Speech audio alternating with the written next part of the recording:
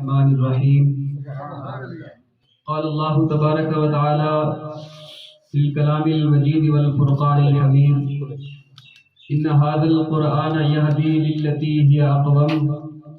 صدق اللہ مولانا العظیم وصدق رسولہ النبی الکریم الامین ان اللہ وملائکتہ یصلون علی النبی یا ایھا الذین آمنوا صلوا علیہ وسلموا تسلیما۔ سب مل کر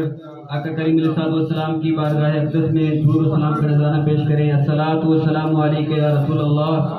الصلاۃ والسلام علیک یا حبیب اللہ وعلی آلک و اصحابک یا رحمۃ للعالمین۔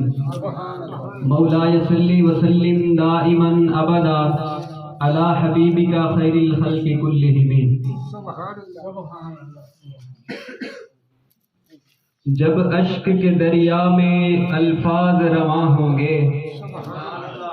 جب اشک کے دریا میں الفاظ رواں ہوں گے، پہنچیں گی وہی نعتیں سرکار جہاں ہوں گے۔ جب اشک کے دریا میں الفاظ رواں ہوں گے، پہنچیں گی وہی نعتیں سرکار جہاں ہوں گے۔ اور محشر ہے اگر محشر، لیکن ہمیں کس کا ڈر، ارے ہم جن کے شناخواں ہیں وہ بھی تو وہاں ہوں گے، ہم جن کے شناخواں ہیں وہ بھی تو وہاں ہوں گے۔ ذات محترم، تو یہ ختم قرآن مجید کی محفل ہے، تو میری گفتگو کا جو موضوع ہے وہ یہی ہے کہ آقا کریم علیہ الصلوۃ والسلام کے سینہ اقدس پر نازل ہونے والی کتاب قرآن مجید، اس کی فضیلت اور حفظ قرآن کے کچھ فضائل ہیں، تو دعا کیجیے گا کہ اللہ تعالیٰ مجھے حق سچ بولنے کی توفیق عطا فرمائے۔ ذات محترم، اللہ تعالیٰ کے محبوب صلی اللہ تعالیٰ علیہ وسلم کے سینہ اقدس پر نازل ہونے والی کتاب قرآن مجید وہ ذیشان کتاب ہے کہ جس کا ہر ہر حرف نور اور روشنیوں سے بھرا ہوا ہے۔ یہ کتاب صداقتوں پر مشتمل ہے، یہ کتاب ہدایت کے لیے دی گئی ہے اور اسے کتاب ہدایت کہتے ہیں۔ ذات محترم، حضرت علی کرم اللہ تعالی وجہ الکریم سے روایت ہے، آپ فرماتے ہیں کہ ایک مرتبہ آقا کریم علیہ الصلوۃ والسلام تشریف فرما ہیں اور قرب قیامت کے فتنوں کا تذکرہ فرما رہے ہیں، تو میں نے عرض کی یا رسول اللہ صلی اللہ علیہ وسلم پھر ارشاد فرمائیے کہ قرب قیامت کے فتنوں سے بچنے کی کیا صورت ہوگی؟ تو سنیں میرے آقا کریم علیہ الصلوۃ والسلام کا جواب اور اپنے ایمان کو تازہ کریں۔ آقا کریم علیہ السلام نے ارشاد فرمایا، اللہ کی کتاب قرآن مجید جس نے اس کو تھام لیا وہ بچ گیا، جس نے قرآن سے ہدایت ڈھونڈی اسے ہدایت مل گئی، اور جس نے قرآن کے علاوہ کسی اور راستے سے ہدایت ڈھونڈنی چاہی تو اللہ تعالیٰ اس کو گمراہ کر دے گا۔ ذات محترم، اور یہ بات بھی سماعت فرما لیجئے کہ دنیا میں کوئی ایسی کتاب نہیں جس کے بارے میں دعویٰ کیا جا سکے کہ اس میں غلطی کی گنجائش نہیں، حتیٰ کہ بڑے سے بڑا مصنف بھی جب کوئی اپنی کتاب لکھتا ہے تو کتاب کے شروع میں یا آخر میں یہ بات ضرور لکھتا ہے کہ اگر میری لکھی ہوئی کتاب میں آپ کوئی غلطی پائیں تو مجھے متنبہ کر دیں تاکہ آئندہ اس غلطی سے بچا جا سکے۔ ذات محترم، لیکن قربان جائیں، آقا کریم علیہ الصلوۃ والسلام کے سینہ اقدس پر نازل ہونے والی کتاب وہ ذیشان کتاب ہے کہ جب آپ اسے کھولیں گے تو پہلے صفحے پہ آپ کو یہی لکھا ہوا ملے گا، ذالک الکتاب لا ریب فیہ، اس میں شک کی گنجائش نہیں ہے۔ نعرہ تکبیر، نعرہ رسالت، نعرہ خلافت، نعرہ حیدری، عظمت قرآن، سبحان اللہ۔ ذات محترم، تو اسی حوالے سے ایک خوبصورت واقعہ سماعت فرمائیں کہ حضرت امام شافعی رحمۃ اللہ تعالی علیہ، آپ فقہ کے ایک بہت بڑے امام ہیں، تو انہوں نے ایک مرتبہ اپنی ایک کتاب لکھی اور اپنے شاگرد سے کہا کہ اسے میرے سامنے پڑھو۔ جب آپ کے شاگرد نے وہ کتاب آپ کے سامنے پڑھی تو آپ اس میں کئی غلطیوں پر متنبہ ہوئے کہ اس لفظ کی جگہ یہ ہوتا تو کیا خوب ہوتا، اس کی جگہ یہ ہوتا تو کیا خوب ہوتا۔ دوبارہ وہ کتاب لکھی، دوسری بار اس شاگرد سے کہا کہ میرے سامنے پڑھو، دوسرے دن پھر نئی غلطیوں پر متنبہ ہوئے، تیسرے دن پھر اسی طرح، آخر میں کہا دعہو، چھوڑ دے اسے، شافعی کی کتاب اس قابل کبھی نہیں ہو سکتی کہ اس کے بارے میں دعویٰ کیا جا سکے کہ اس میں کی غلطی کی گنجائش نہیں۔ اگر کائنات میں کسی کتاب کو یہ مقام حاصل ہے تو وہ صرف اللہ کی کتاب قرآن مجید ہے۔ یہ قرآن مجید آقا کریم علیہ الصلوۃ والسلام کو عطا کیا جانے والا سب سے بڑا معجزہ ہے۔ ذات محترم، تو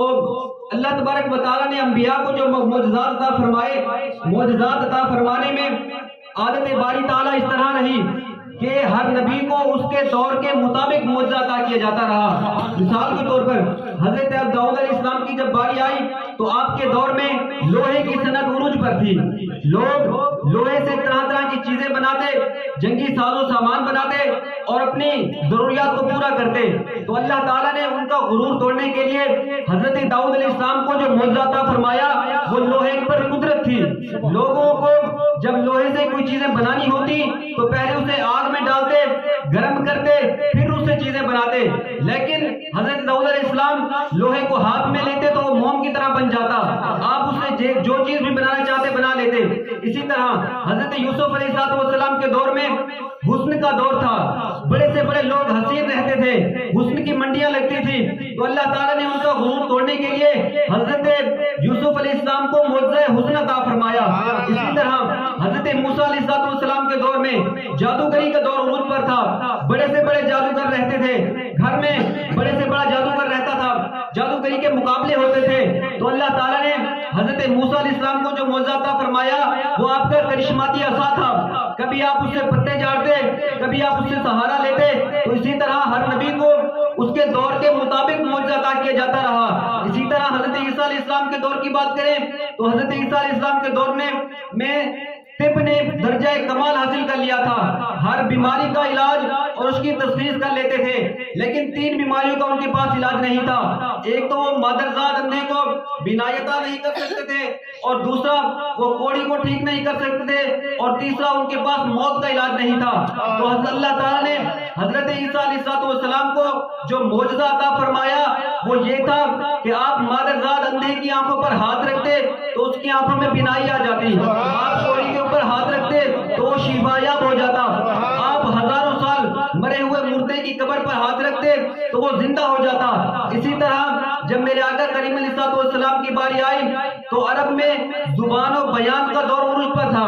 عرب میں بڑے بڑے شعراء رہتے تھے، وقاص کے مقام پر عربوں کو اپنی زبان پر بڑا فخر تھا، میلے سجایا کرتے تھے، تو اللہ تعالیٰ نے ان کا غرور توڑنے کے لیے میرے آقا کریم کو معجزہ قرآن عطا فرمایا۔